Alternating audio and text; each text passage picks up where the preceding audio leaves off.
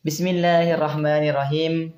Assalamualaikum warahmatullahi wabarakatuh. Alhamdulillahirabbil alamin wa bihi nasta'inu ala umurid dunya waddin. Wassalatu wassalamu ala asrofil anbiya'i wal mursalin Sayyidina Muhammadin wa ala alihi wa sahbihi ajma'in, amma ba'du. Hadirin yang dirahmati Allah Subhanahu wa taala. Pertama-tama dan yang paling utama ialah memanjatkan puja dan puji syukur kita kehadirat Allah Subhanahu wa taala yang mana telah memberikan syafaatnya, telah memberikan rahmatnya sehingga kita masih diberikan kesehatan pada waktu dan detik kali ini. Kedua, salawat serta salam tetap tercurah limpahkan kepada junjungan kita, Nabi umat Islam di seluruh dunia. Siapa lagi kalau bukan Nabi Muhammad sallallahu alaihi wasallam. Allahumma shalli wa sallim wa barik alaihi.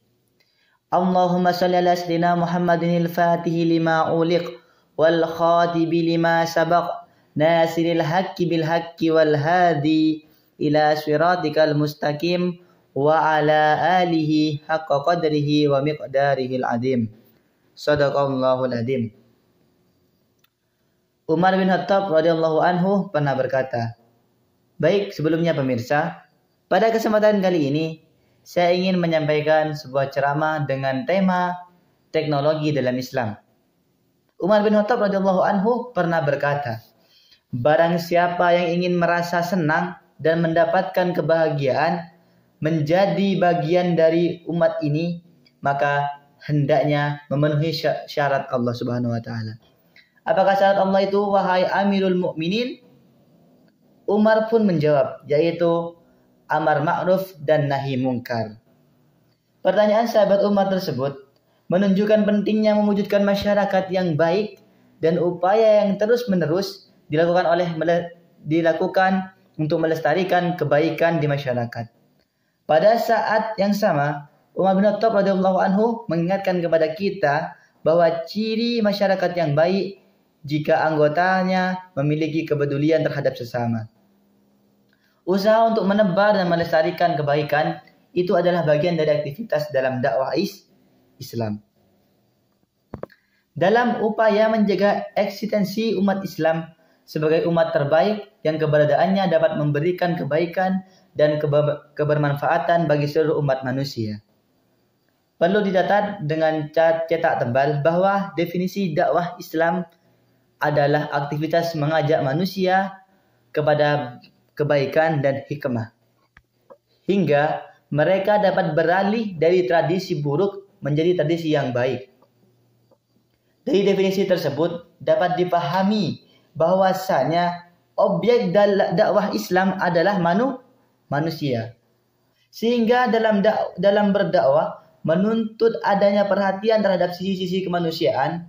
Hal ini sangat penting karena dengan memperhatikan sisi-sisi kemanusiaan, nilai-nilai kebaikan yang ingin disampaikan oleh dakwah akan dapat mengena kepada manusia secara tepat yang menjadi objek dakwahnya. Hadirin yang dirahmati Allah Subhanahu wa taala, kedudukan media dalam dakwah sejajar dengan kedudukan dakwah itu sendiri.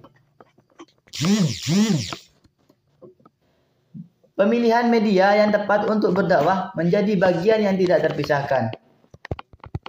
Dari dakwah Islam itu sendiri, kaidah fikih menyebutkan bahwa jika sebuah kewajiban itu tidak akan terrealisasi dengan baik kecuali dengan menggunakan sarana, maka pemilihan dan penggunaan sarana itu hukumnya menjadi sama-sama wajib. Maka dari itu, dakwah adalah kewajiban. Hal ini tidak akan terlaksana dengan baik kecuali dengan sarana dan media. Maka pengguna media yang tepat menjadi kewajiban pula. Pemahaman seperti ini telah disadari oleh para ulama dan aktivitas dakwah Islam sejak dulu hingga sekarang. Namun keseharusannya sebagai umat manusia yang ada di muka bumi ini pengembangan media dakwah Islam dan memanfaatkan teknologi belum banyak digunakan oleh para pelaku dakwah perbaikan di masyarakat. Hal ini menunjukkan pentingnya teknologi dakwah dalam Islam. Teknologi dakwah Islam dapat dimaknai suatu usaha untuk memfasilitasi dan meningkatkan kinerja dan aktivitas dakwah. Usaha tersebut dapat dilakukan melalui penciptaan, penggunaan, pengaturan dan sumber daya teknologi. Teknologi yang sekarang ada dalam dakwah Islam tersebut merupakan perpaduan dari unsur manusia, mesin, ide, dan prosedur, serta manajemen pengelolaannya.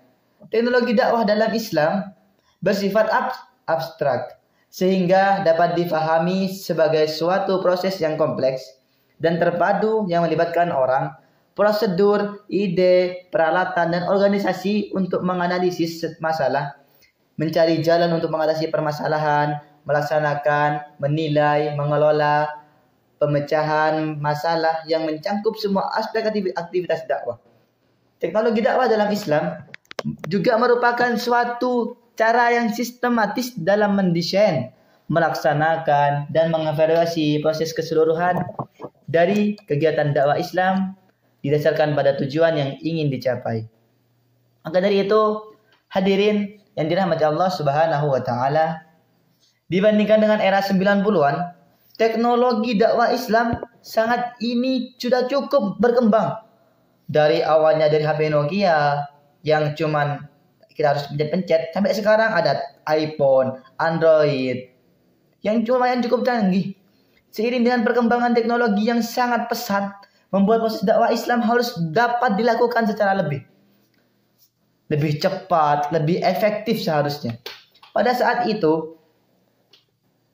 ini juga, untuk mendapatkan sebuah majalah yang memuat informasi keislaman terasa sangat sulit pada zaman dulu. Apalagi di daerah-daerah pelosok yang jauh dari keramaian.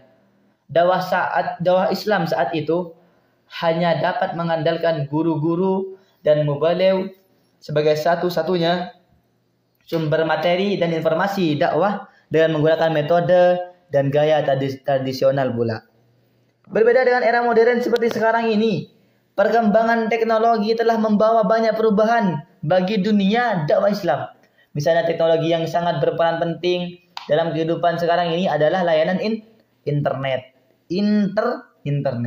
Dengan layanan internet ini dapat mengakses informasi dakwah Islam dengan mudah.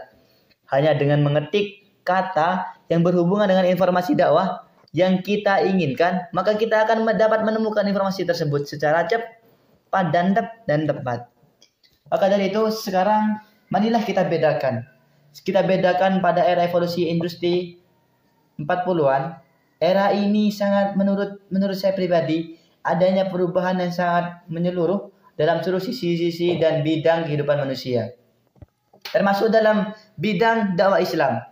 Kurang lebih setahun belakangan ini, pandemi COVID-19 telah menuntut perubahan yang lebih cepat lagi. Kegiatan-kegiatan dakwah keagamaan harus diubah dari bentuknya yang lama dengan manual menjadi kegiatan-kegiatan yang menggunakan sentuhan teknologi modern.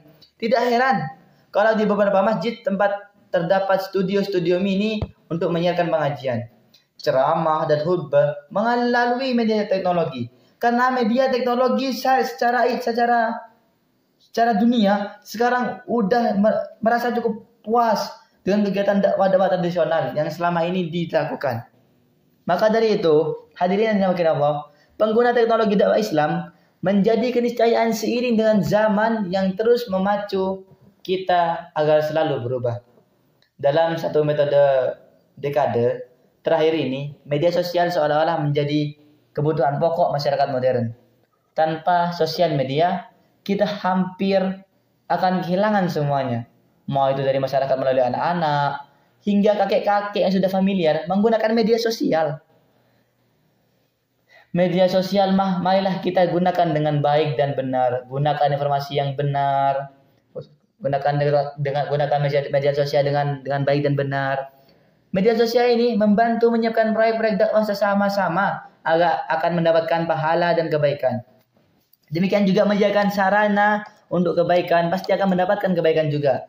Sebagaimana sabda Nabi Muhammad SAW, barang siapa yang menyiapkan kebutuhan pasukan di jalan Allah, maka sama halnya dia ikut berperang. Muttafaqun alaih. Maka dari itu, semoga Allah Subhanahu wa taala selalu memudahkan segala urusan kita, termasuk urusan berdakwah.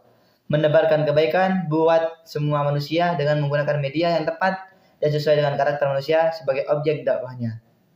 Mungkin sekian yang dapat saya sampaikan. Kurang lebihnya saya mohon maaf. Wa akhiran aqulu lakum syukran katsiran ala husni istimi'ikum.